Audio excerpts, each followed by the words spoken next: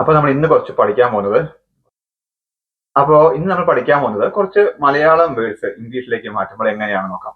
അപ്പൊ ഇതിൽ ആദ്യത്തെ വാക്ക് എന്ന് പറയുന്നത് ഞങ്ങൾ പൊതുവെ എരിവുള്ള ഭക്ഷണമാണ് കഴിക്കാറ്. ഇതെങ്ങനെ പറയാറ്? ഞങ്ങൾ പൊതുവെ എരിവുള്ള ഭക്ഷണമാണ് കഴിക്കാറുള്ളത്. അപ്പോ ഇത് ഇംഗ്ലീഷിലേക്ക് ആകുമ്പോൾ ഞങ്ങൾ പൊതുവെ എരിവുള്ള ഭക്ഷണമാണ് കഴിക്കാറ്. അപ്പൊ ഇതെങ്ങനെ പറയാറ്? വി ഞങ്ങൾ പറയുമ്പോൾ എന്തായിരുന്നു ആദ്യം? വി പിന്നെന്താ? പൊതുവെ എരിവുള്ള ഭക്ഷണമാണ് കഴിക്കാറുള്ളത്. പൊതുവെ പറയുമ്പോൾ എന്താ? ജനറലി. പൊതുവെ ജനറലി. വി ജനറലി പിന്നെന്താ പറയണ്ടേ? വി ജനറലി പൊതുവെ എരിവുള്ള ഭക്ഷണമാണ് കഴിക്കാറുള്ളത്. എരിവുള്ള പറയുമ്പോൾ എന്താ നമ്മൾ പറയാ?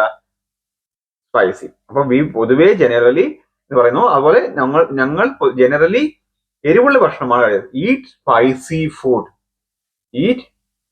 Spicy food. അപ്പോ ഇതെങ്ങനെ നമുക്ക് പറഞ്ഞു നോക്കാം? ഞങ്ങൾ പൊതുവെ എരിവുള്ള ഭക്ഷണമാണ് കഴിക്കാറുള്ളത്. അപ്പോ അത് ഇംഗ്ലീഷിലേക്ക് മാറ്റുമ്പോൾ we generally eat spicy food. അപ്പൊ ഇനി അടുത്ത സെന്റൻസ് നോക്കാം. അപ്പോ ഈ വാക്കുന്നത് കുട്ടികൾക്ക് ചോറിൽ കുത്തി വരച്ചിടാൻ ഇഷ്ടമാണ്. ഇങ്ങനെ ഇംഗ്ലീഷിൽ പറയുക നമ്മൾ സാധാരണ പറയാറുള്ള വാക്കുകളാണ്. കുട്ടികൾക്ക് ചോറിൽ കുത്തി വരച്ചിടാൻ ഇഷ്ടമാണ്. അപ്പൊ ഇത് നമ്മൾ ഇംഗ്ലീഷിൽ പറയുന്നത് ചിൽഡ്രൻ. കുട്ടികൾ എന്ന് പറയുമ്പോൾ ചിൽഡ്രൻ കുട്ടികൾക്ക് ചോറിൽ കുത്തി വരച്ചിടാൻ ഇഷ്ടമാണ്. അപ്പോൾ ആദ്യം നമ്മൾ ചിൽഡ്രൻ. കുട്ടികൾ എന്ന് പറയുമ്പോൾ ചിൽഡ്രൻസ് എന്നല്ല, ചിൽഡ്രൻ എന്നാണ് വരുന്നത്. ചിൽഡ്രൻ എന്ന് പറയുമ്പോൾ കുട്ടികൾക്ക് തന്നെ ആവും കഴിയും. ചിൽഡ്രൻസ് എന്ന് വരേണ്ട ആവശ്യമില്ല. ചിൽഡ്രൻ ലൈക്ക് ടു അത് നമ്മൾ ഇഷ്ടമാണ്, അതായത് ഞാൻ ലൈക്ക് ടു എന്ത് ചെയ്യാനാ? കുത്തി വരച്ചിടാൻ ഇംഗ്ലീഷിൽ എന്താ പറയുക? സ്ക്രിബിൾ. SCRIBBLE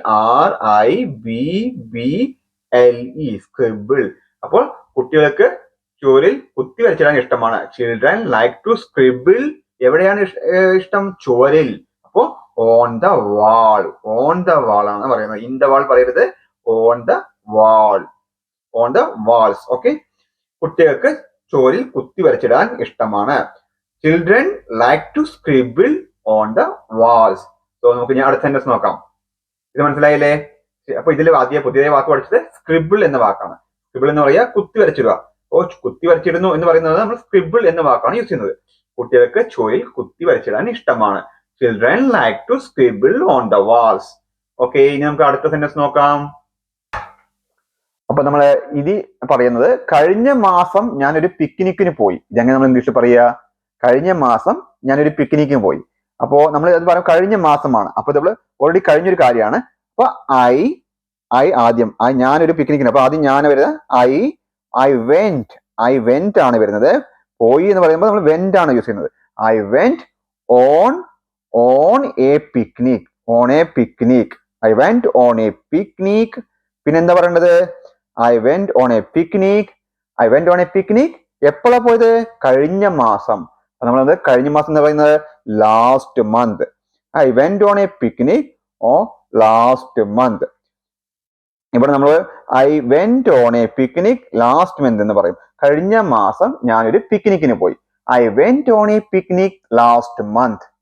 സോ ഇവിടെ നമ്മൾ പഠിച്ച വാക്ക് I went on A picnic.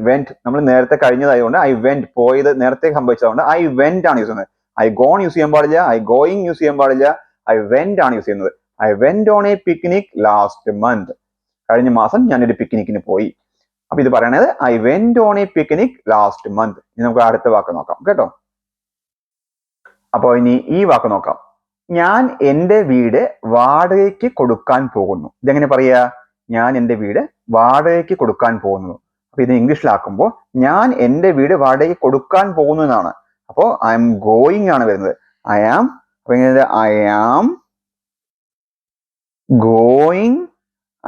Going പോകുന്നു. I am going to rent. വാടകയ്ക്ക് കൊടുക്കാൻ പോകുന്നു. അപ്പോൾ ടു റെന്റ് ആ വരുന്നത്. I am going to rent. പിന്നെന്താ പറയുന്നത്? I am going to rent. അപ്പൊ എന്താ വാടകയ്ക്ക് കൊടുക്കാൻ പോകുന്നത്? കടയാണോ വീടാണോ? അപ്പൊ വീട്. അപ്പോ I am going to rent my house. പിന്നെന്താ വേണ്ടത്? My house. out. I am going to rent my house out. I am going to rent my house out. അപ്പൊ ഞാൻ എൻ്റെ വീട് വാടകയ്ക്ക് കൊടുക്കാൻ പോകുന്നു. I am going to rent my house out. അപ്പോ ഈ വാക്കിൽ നമ്മൾ പഠിക്കുന്നത് I am going to rent my house out. ഞാൻ എൻ്റെ വീട് വാടകയ്ക്ക് കൊടുക്കുവാൻ പോകുന്നു. അപ്പോ I am going to rent my house out. അപ്പൊ ഇനി അടുത്ത വാക്ക് പഠിക്കാം. അപ്പൊ നമ്മൾ ഇത് ഞാൻ ഈ രണ്ട് പുസ്തകങ്ങളും വായിച്ചിട്ടുണ്ട് എന്ന ഈ വാക്ക് ഈ സെന്റൻസ് നമ്മൾ എങ്ങനെയാണ് ഇംഗ്ലീഷിലേക്ക് മാറ്റുന്നത്? ഞാൻ ഈ രണ്ട് പുസ്തകങ്ങളും വായിച്ചിട്ടുണ്ട്. അപ്പൊ ഞാൻ ഈ രണ്ട് പുസ്തകങ്ങളും വായിച്ചിട്ടുണ്ട് എന്ന് പറയുമ്പോൾ I have read. I have read. I have read. പിന്നെ എന്താ പറയണ്ടേ? I have read. I have read. I have read. പിന്നെ എന്താ പറയേണ്ടത്? Both these book. I have read both these book. രണ്ട് പുസ്തകങ്ങൾ വായിച്ചിട്ടുണ്ട്. അപ്പൊ both എന്ന് യൂസ് ചെയ്യുന്നു. You have read both these book. ഈ രണ്ട് പുസ്തകങ്ങളും, ഈ എന്ന് പറയുമ്പോൾ these, ഈ രണ്ട് പുസ്തകങ്ങളും I have read both these books. അപ്പോ ഇവിടെ നോക്കാം, ഞാൻ ഈ രണ്ട് പുസ്തകങ്ങളും വായിച്ചിട്ടുണ്ട്. അപ്പൊ I have read both these books. I have read both these books. അപ്പോൾ ഞാൻ അടുത്ത സെന്റൻസ് നോക്കാം. എനിക്ക് ചായ തന്നെ വേണമെന്നില്ല. എനിക്ക് ചായ തന്നെ വേണമെന്നില്ല. സാധാരണ പറയാറുള്ള വാക്കുകളാണ്. എനിക്ക് ചായ തന്നെ വേണമെന്നില്ല. എനിക്ക് പാല് തന്നെ വേണമെന്നില്ല. ഒരു കട്ടൻ കാപ്പി ആവാം. അപ്പൊ എനിക്ക് ചായ തന്നെ വേണമെന്നില്ല. അതെങ്ങനെ നമുക്ക് ഇംഗ്ലീഷിലോട്ട് മാറ്റാം?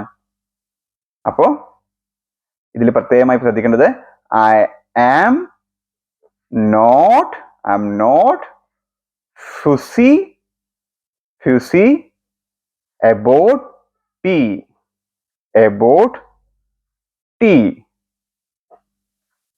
അപ്പോ ഈ വാക്ക് പ്രത്യേകിച്ചുണ്ട്. എനിക്ക് ചായ തന്നെ വേണമെന്നില്ല എന്ന് പറയുമ്പോൾ I am not fussy about tea. I am not fussy about tea. I am not fussy about tea. അപ്പൊ എന്താ പറയുന്നത്? I am not fussy about tea. എനിക്ക് ചായ തന്നെ വേണമെന്നില്ല. I am not fussy about tea. അപ്പോ അടുത്ത സെന്റൻസ് നോക്കാം. ഈ വാക്ക് നോക്കാം. എനിക്ക് അല്പം വെള്ളം എവിടെ കിട്ടും? ഇതെങ്ങനെ ഇംഗ്ലീഷിൽ പറയാ? എനിക്ക് അല്പം വെള്ളം എവിടെ കിട്ടും? അപ്പൊ ഇത് ഇംഗ്ലീഷിലേക്ക് മാറ്റുന്നത് Where can I get അല്പം? Where can I get some water? Where can I get some water? അപ്പോ എനിക്ക് അല്പം വെള്ളം എവിടെ കിട്ടും? എങ്ങനെയാ പറയാ? Where can I get some water? Where can I get some water? അപ്പോ ഈ വീഡിയോയിലൂടെ നമ്മൾ കുറച്ച് സെന്റൻസ് പഠിച്ചു. ഇനി നമുക്ക് അടുത്ത വീഡിയോയിൽ കാണാം. സബ്സ്ക്രൈബ് ചെയ്യാൻ മറക്കരുത്, ലൈക്ക് ചെയ്യാൻ മറക്കരുത്. ഇനിയും നല്ല നല്ല ഇംഗ്ലീഷ് വാക്കുകളുമായി മലയാളത്തിൽ നിന്ന് ഇംഗ്ലീഷിലേക്ക് മാറ്റുന്ന വാക്കുകളുമായി അടുത്ത വീഡിയോയിൽ വരുന്നവരെ കാത്തിരിക്കുക.